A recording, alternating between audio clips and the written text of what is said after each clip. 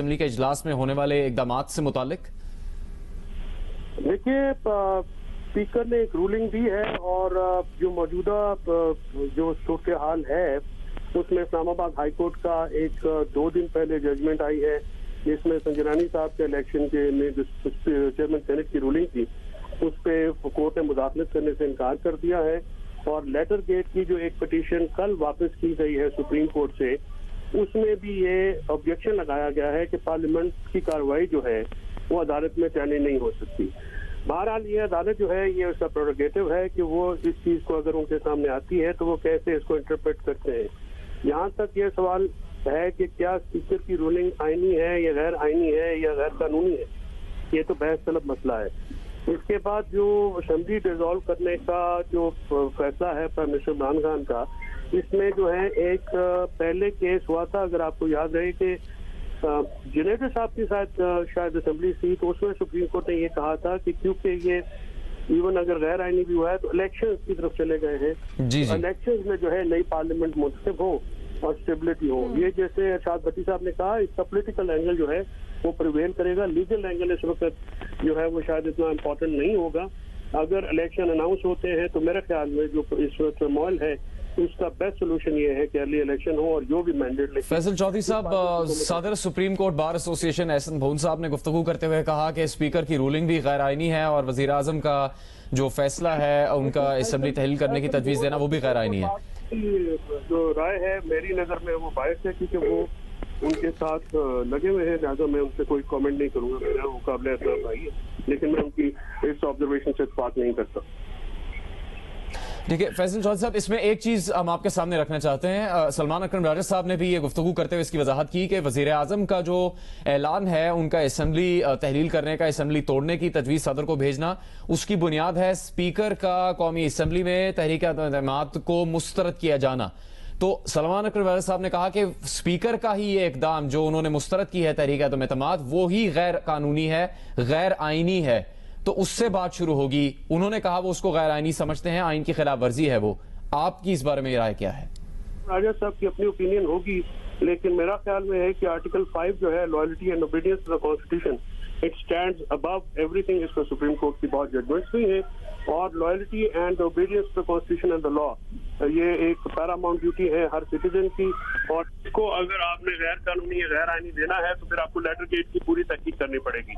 अब अगर अदालत इसमें जाती है तो अदालत का इस्तकाक है कि वो लेटर गेट स्कैंडल को पूरी तरह से इन्वेस्टिगेट करे और देखे कि उसमें वो जो चीजें जो इल्जामात लगाए गए हैं हुकूमत की तरफ से ये बात आई है, और स्पीकर की रूलिंग जो है वो एविडेंस की बुनियाद के ऊपर होगी। ऑब्वियसली वो अपना केस जब आएगा तो वहाँ पे अब इसमें लेटर गेट की जो है वो बड़ा सिग्निफिकेंट है। अच्छा फैसल साहब, बगैर किसी अदालती फैसले, यही जैसे आप बात कर रहे हैं, या किसी सबूत के लेटर गेट स्कैंडल को क्योंकि बेस बनाया गया इस सारे मामले में, तो इसकी वजह से किसी आईनी अमल को रोक देना क्या वो सही इकदाम है? देखिए, स्पीकर की रूलिंग भी आईनी अमल है और आर्टिकल 5 के तहत हुकूमत का ऑब्जेक्शन उठाना भी आईनी अमल है। ये आईनी अमल जो है ये पार्लियामेंट के अंदर हुए हैं। पार्लियामेंट की कार्रवाई आर्टिकल 69 के तहत अदालतों में चैलेंज नहीं होती, लेकिन इंस्टेंसेस मौजूद हैं कि ये चीजें खासकर जो असेंबली की रेजोल्यूशन है ये चैलेंज जो है ये हुई है और इस अदालतों ने इस पे फैसले दिए हैं। अगर तो स्पीकर बहुत शुक्रिया आपका। फैसल चौधरी एडवोकेट बात कर रहे थे जेएनयू से। इरशाद भट्टी साहब जी, मैं फिर वही उससे बात शुरू करता हूं कि कप्तान का सरप्राइज मुबारक हो। दूसरी बात है कि इसके दो पहलू, एक आइन तो सुप्रीम कोर्ट में जाएगा और वो सुप्रीम कोर्ट उस पर करेगी कि क्या ये आइनी तौर पर ठीक है, गलत है, कौन गद्दार पार्लियामेंट है, कौन गद्दार आइन है, और क्या सिर्फ इसका करना चाहिए कि लेटर का भी आगे जो इससे जुड़ा हुआ है वो भी करना चाहिए, उसकी भी तहकीक करनी चाहिए और सारे मामले को देखना चाहिए। दूसरी बात है सियासी पहलू। सियासी पहलू है कि जी पहली बात तो ये कि ये सारी अपोजिशन कह रही थी कि ये धांधली की पैदावार असेंबली है, ये जाली मैंडेट है। तो एक बहुत अच्छी बात है आज फ्रेश इलेक्शन में चले जाएं और सारे अपने अपने आजमा लें। दूसरी बात है जी हुकूमत और इमरान खान का जो मुकदमा है वो भी कोई गैर है मुकदमा नहीं है कि एक अमेरिका ने कहा है कि इस रिजीम को चेंज किया जाए या कोशिश की है या अदम एतमाद के पीछे उनका हाथ है या तहरीक अदम एतमाद वो जो सफारतकारों को बुलाकर किया है। तो पूरा रिजीम चेंज करके एक पीछे मुल्क है, अपोजिशन आलाकार है और मेरी हुकूमत को निकाला जा रहा है एक साजिश के तहत। तो दूसरी बात है कि अब वक्त आ गया है कि अपोजिशन भी हुकूमत के पास जाए और अवाम के पास जाए और हुकूमत भी अवाम के पास जाए और अवाम पर छोड़े कि क्या ये साजिश थी बैनुल-अक़वामी, क्या इमरान खान को निकाला जा रहा था, क्या ये जो खत है या जो हमारे सफारतकारों को बुलाकर अमरीकी हुकाम ने जो सारी कहा कि अदम एतमाद के बाद देखा जाएगा इमरान खान को हटाया गया या ना अदम एतमाद कामयाब ना हुई तो बुरे होंगे नतायज, कामयाब हो जाएगी तो फॉरगिवन होगा। तो क्या ये हमने सारी उम्र, अगर ये ऐसा है तो क्या हमने सारी उम्र गुलामी करनी है? क्या हमने सारी उम्र इन्हीं लोगों के आगे कुठपुतलियां बनना है?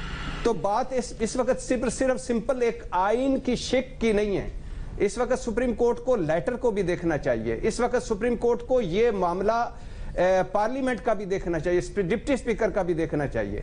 इस वक्त सुप्रीम कोर्ट के सामने बहुत सारे मामला आते हैं और इस वक्त मेरा ख्याल है कि अगर ये आइन सुप्रीम कोर्ट फैसला करती है तो एक अलग बात है, वरना फ्रेश इलेक्शन में जाना चाहिए, क्योंकि ये पार्लियामेंट ये मैंडेट जाली था, अपोजिशन कह रही थी, और वैसे भी वो फ्रेश मैंडेट में जाना चाहिए। और इमरान खान का मुकदमा है कि मुझे एक साजिश के तहत मुझे हटाया जा रहा था, उनको भी अवाम के पास जाना चाहिए। तो क्या हर्ज है, चले जाएं अवाम के पास। अब क्यों धरने देते हैं? यही धरने दे रहे थे इसके खिलाफ, इसी असेंबली के खिलाफ, इसी मैंडेट के खिलाफ, इसी जालीपन के खिलाफ, इसी धांधली के खिलाफ, इसी आरटीएस के खिलाफ। तो अब जाएं, अब जाएं, बिल्कुल जाना चाहिए और जाएं, फ्रेश मैंडेट लें, इस पे क्या रोना धोना है। लेकिन ठीक है, सुप्रीम कोर्ट में जाएं, जाके करें, और सुप्रीम कोर्ट को सारा मामला देखना चाहिए। सिर्फ यही आइन क्या एक वजीर आजम को, एक मुंतखब वजीर आजम को किसी और की साजिश पे मुबैना तौर पर हटाना जायज है? क्या ये आइन शिकनी नहीं होती?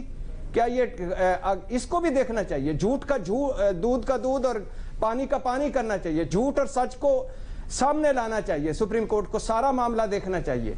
और हुकूमत कह चुकी है कि चीफ जस्टिस जो है वो हमारे खत उनको दिखा वो कि उन्हें अब कई फोरम्स पे दिखा चुके हैं, लेकिन अब ये मामला देख इन कैमरा कर लें, अंदर कर लें। इरशाद भट्टी साहब, इसमें ये भी सवाल बनता है कि जिस साजिश का आप जिक्र कर रहे हैं उसको साबित कैसे किया जाएगा? उसके सबूत अब तक कोई वाज़ेह तौर पर आ नहीं सके थे। हम आपसे ये सवाल आगे चल के भी पूछेंगे। कुछ अहम खबरें हमें आपके सामने रखनी है। फवाद चौधरी साहब ने समाजी राबते की वेबसाइट पर पैगाम जारी किया है कि आर्टिकल 224 के तहत वजीर आजम अपनी आईनी जिम्मेदारियां जारी रखेंगे। काबीना को तहलील कर दिया गया है। अमर बिलाल महमूद कानूनी माहिर हैं, पिलडेट से वाबस्ता है, उनसे हम बात करेंगे। अमर बिलाल महमूद साहब, क्या आपको लगता है आज का जो सारा मामला है सामने आया, कौमी असम्बली में स्पीकर की रूलिंग, फिर वजीर आजम का कौम से खिताब, उसमें ये ऐलान, क्या ये सब आईनी इकदाम हैं? नहीं, मेरे ख्याल में तो मुझे बिल्कुल भी शक नहीं है कि जो कौमी असम्बली में स्पीकर का जो फैसला है वो तो कतई तौर पे कॉन्स्टिट्यूशनल वायलेशन है। उनको कतन इख्तियार नहीं था कि वो तहरीक एतमाद को मुस्तरद करने का ऐलान करते या फैसला करते। ये इस्तेहकाक तो असम्बली की मेजॉरिटी का है, और अगर ये सिर्फ असम्बली का स्पीकर ये फैसला कर सकता तो फिर ये अब तक के सारा जो प्रोसेस था करने की जरूरत नहीं थी। तो बिल्कुल वो वायलेशन है कॉन्स्टिट्यूशन की, और अगर वो वायलेशन है कॉन्स्टिट्यूशन की तो उसके नतीजे में जो बाकी सब्सिक्वेंट फैसले होंगे, जैसा कि ये डिसोल्यूशन ऑफ असम्बली का मामला है, ये भी फिर गैर आईनी करार पाएगा। मेरी राय में तो ये दोनों काम बिल्कुल गैर आईनी है, और गैर आईनी भी है और बचगाना भी है। अहमद बिलाल साहब, अब इस आईनी बहरान से निकलने का एक मुनासिब हल क्या हो सकता है? इस आईनी बहरान से निकलने के दो काम है। एक तो ये कि सुप्रीम कोर्ट फौरी तौर पे इसके ऊपर नोटिस ले, जैसा कि मैं देख रहा हूँ शायद उन्होंने ले लिया है, और उसके ऊपर कोई प्रोनाउंस करें, ये फैसला करें, और फैसला करने के बाद फौरी तौर पे सिर्फ एक ही है कि क्या स्पीकर को ये इस्तेहकाक हासिल था कि वो इस जो वोट ऑफ नो कॉन्फिडेंस की मोशन है उसे रिजेक्ट कर सकते। अगर नहीं था तो फिर ये रीइंस्टेट हो जाएगी, और उसके नतीजे में फिर जो डिसोल्यूशन का ऑर्डर है वो भी गलत करार पाएगा। तो ये फैसला करना चाहिए उन्हें। लेकिन अल्टीमेटली हमें अगर पॉलिटिकल रेजोल्यूशन है वो उसकी सूरत तो यही है कि आप आवाम के पास जाएं और उनसे मैंडेट हासिल करें, लेकिन ये कानूनी और आईनी तरीके से होना चाहिए। इस तरीके से नहीं कि हर कोई अपने मनमानी तरीके से ये करे, फिर आइंदा भी ऐसे होता रहेगा। तो ये दो तरीके हैं इसकी रेजोल्यूशन के, एक कानूनी और आईनी और एक दूसरा सियासी। अहमद बिलाल महबूब साहब, इससे पहले अब आर्टिकल 5 को क्या इस्तेमाल किया गया है माजी में कभी पाकिस्तान की तारीख में?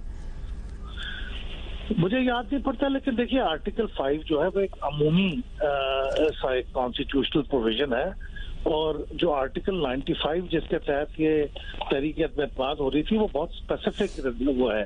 तो मैं चूंकि कानूनी माहिर तो नहीं हूँ, लेकिन कानूनी माहिरीन आपको बताएंगे कि जब कोई स्पेसिफिक प्रोविजन होती है कॉन्स्टिट्यूशन की तो वो प्रिवेल करती है एक अमूमी प्रोविजन के ऊपर। जो आर्टिकल 5 है वो तो सिर्फ एक पॉलिसी का एक गाइडलाइन देता है। जाहिर है कि कोई भी शहरी अपने कॉन्स्टिट्यूशन जो है उसके खिलाफ कार्रवाई नहीं कर सकता, और उसको मानना loyalty to the state is the basic duty of every citizen, इसमें कोई शक नहीं है। Obedience to the constitutional law ये भी हर एक की जिम्मेदारी है, लेकिन ये एक अमूमी चीज है, और खसूसी जो स्पेसिफिक चीज है वो आर्टिकल 95 है, और उसके तहत स्पीकर को, बल्कि उसके जो रूल्स ऑफ प्रोसीजर है असेंबली के, उसमें लिखा हुआ है कि जब तक ये डिस्पोज ऑफ ना हो जाए, इस पर फैसला ना हो जाए इस तरीके से बात पे, स्पीकर इसको प्रोरोग नहीं कर सकता। ये स्पेसिफिकली लिखा हुआ है उसी रूल्स के अंदर। तो ये स्पीकर साहब का इसको खुद से यूनिलैटरली अपने मनमाने तरीके से करना ये बिल्कुल गलत है। आर्टिकल 5 का इस्तेमाल नहीं हो सकता था। मेरे इल्म में नहीं कि कभी आर्टिकल 5 को इस मामले में कभी इस्तेमाल किया गया हो, क्योंकि ये मामला तो कभी पहले इस तरह पे आया ही नहीं। 2 दफा हुआ है तरीके बाद 1973 का इनके बाद, तो दोनों दफा वो नाकाम हुई है, लेकिन पूरा प्रोसेस चला है। किसी ने आर्टिकल 5 को इन्वोक करने की जरूरत महसूस नहीं की। बहुत शुक्रिया आपका। अहमद बिलाल महबूब साहब गुफ्तगू कर रहे थे, पार्लिमानी उमूर के माहिर। उनकी राय यह है कि सुप्रीम कोर्ट इस मामले की तशरीह कर सकती है, और इसके अलावा ये गैर मामूली हालात में मुमकिन हो सकता है कि इंतखाबात की तरफ जाया जाए। हामिद मीर साहब, ये अब खबर फवाद चौधरी साहब की तरफ से आना कि वफाकी काबीना तहलील कर दी गई है आन के आर्टिकल 224 के तहत वज़ीर आज़म अपनी जिम्मेदारियां जारी रखेंगे, तो ये पूरी उनकी प्लानिंग थी। उन्होंने अपने तौर पे, या गैर आईनी है या गैर कानूनी है वो एक अलग बहस है, लेकिन अपने तौर पे पूरी तरह सोच समझ कर उन्होंने किया है। हामिद मीर साहब से हम कुछ देर में बात करेंगे। अब सुहेल वलायत साहब और दीगर सहाफ़ी तज्ज़ियाकार हमारे साथ मौजूद है। अहमद बिलाल महबूब बिलडाट से वाबस्ता हैं, पार्लिमानी उमूर के माहिर। वो ये गुफ्तगू कर रहे थे, उन्होंने कहा कि वो इस तमाम अमल को गैर आइनी और गैर कानूनी समझते हैं। सीनियर कानूनदान ख्वाजा हारिस से हम इस हवाले से बात करेंगे। ख्वाजा हारिस साहब, ये जो आज कौमी असम्बली में हुआ है और फिर उसके बाद वज़ीर आज़म ने असम्बलियाँ तहलील करने की एडवाइस भेजी, वो भी मंजूर हो गई, आइनी तौर पर आप कैसे देख रहे हैं इस सारे प्रोसेस को? देखिए, आईनी तौर पे तो एक दफा नो कॉन्फिडेंस मोशन आ जाए, there is only one way of handling it under the constitution. वो तरीकाकार यह है कि वो वोट पे जाएगा, और वोट डिटरमिन करेगा कि उसको मुस्तरद करना है या उसको एक्सेप्ट करना है। There is no other option in the constitution. तो ये जो सारा प्रोसेस है इसमें कि ये तो एक एस्पेक्ट है, we talking about the constitution. दूसरा जो इस पे जो बड़ी अजीब सी बात है और बड़ी अफसोसनाक बात है कि ये इस किस्म की ऑर्केस्ट्रेटेड मूव जो है, जिसमें ये लगता है कि पार्लियामेंट के अंदर नहीं, पार्लियामेंट के बाहर ही पीटीआई की गवर्नमेंट ने डिसाइड किया with consultation of the speaker and the deputy speaker कि ये हम ऑब्जेक्शन रेज करेंगे, आपने इसके बारे में ये रूलिंग देनी है। आपने देखा होगा कि जब वो चला गया असेंबली में, पहला काम क्या हुआ, एक सामने खड़े होके उसकी तकलीफ करती कि जी हम इस वजह से समझते हैं कि इसको मुस्तरद होना चाहिए, वो आर्टिकल 5(1) का उन्होंने जिक्र कर दिया, और फौरी तौर पे डिप्टी स्पीकर साहब ने अपनी रूलिंग पढ़नी शुरू कर दी। There is no application of mind कि ये किस किस्म की ऑब्जेक्शन हुई है। दूसरे वो जो अपोजिशन है उससे वो पूछ नहीं रहे कि आप बताएं आप इसके बारे में क्या कहते हैं। उन्होंने पहले से रूलिंग लिखी हुई है, ना सिर्फ ये लिखी हुई है बल्कि लिखी भी ऐसा कैसे साफ किया, क्योंकि जब वो पढ़े तो अपनी रॉ में वो भी उनका नाम भी नीचे पढ़ दिया उन्होंने। सो ये इससे बड़ा farce I don't think Pakistan की कॉन्स्टिट्यूशन हिस्ट्री में कभी हुआ होगा। This is what it is. सही है। ख्वाजा हारिस साहब, जैसे ऑपोजिशन ये कह रही है कि सुप्रीम कोर्ट से रुजू करेगी, सुप्रीम कोर्ट बार के सदर ने भी ये बात कही, सुप्रीम कोर्ट की तरफ वो लेकर जाएंगे, तो क्या मुमकिन तौर पर उनकी मौक़िफ़ हो सकता है, या कानूनी नुक्ता क्या रखेंगे वो सुप्रीम कोर्ट के सामने? देखिए, ये तो मेरे हिसाब से दो बातें इसमें हमें समझ लेनी चाहिए। पहली बात तो यह है कि सुप्रीम कोर्ट ने एप्लीकेशन देने के लिए कोई कदम नहीं है कि किस दिन दी जाती है। वो छुट्टी के दिन भी दी जा सकती है, कोर्ट आवर्स के बाद भी दी जा सकती है। आज पहला प्रेसिडेंट नहीं है, हजारों ऐसे प्रेसिडेंट है। नंबर 2, उनको कुछ भी नहीं कहना, एक सिंपल एक सभी की एप्लीकेशन लिखनी है जिसमें उन्होंने बताना है कि ये आज फिक्स था नो कॉन्फिडेंस मोशन के वोटिंग के लिए। उनके पास ऑलरेडी प्रेसिडेंशियल रेफरेंस पेंडिंग है, उसमें बहुत सी चीजें ऑलरेडी सुप्रीम कोर्ट में और सुप्रीम कोर्ट के ऑनरेबल जजेस ने डिस्कस भी कर ली हुई है कि सबका राइट है, वो वोट भी डाल सकते हैं। उस प्रोसेस को भी फॉलो होना चाहिए, कॉन्स्टिट्यूशन प्रोविजन को भी फॉलो होना चाहिए जी। सो अब तीसरी बात यह है कि उनसे रूलिंग क्या लेनी है, उनको बताना यह है कि ये जो रूलिंग डिप्टी स्पीकर साहब ने दिया है, ये कॉन्स्टिट्यूशन इसको इस किस्म की रूलिंग को और इस किस्म की मोशन को, नो कॉन्फिडेंस मोशन को मुस्तरद करने की कोई प्रोविजन ना उसके लेटर में है ना स्पिरिट में है, सही, बल्कि it is against the grain of the spirit of the constitution itself. जी, बहुत शुक्रिया आपका ख्वाजा हारिस साहब। जी जी जी जी जी नहीं चाहिए कि ये हर चीज जरूरी नहीं कि फौरी तौर पे आज ही हो जाएगी तो वो लेजिटिमेट होगी। कॉन्स्टिट्यूशन की बड़ी क्लियर प्रोविजन है कि कोई काम भी जो कॉन्स्टिट्यूशन के नीचे वक्त के अंदर होना है, अगर वो उसके वक्त के बाद भी होगा तो उसकी लीगैलिटी पे उसका असर नहीं होगा।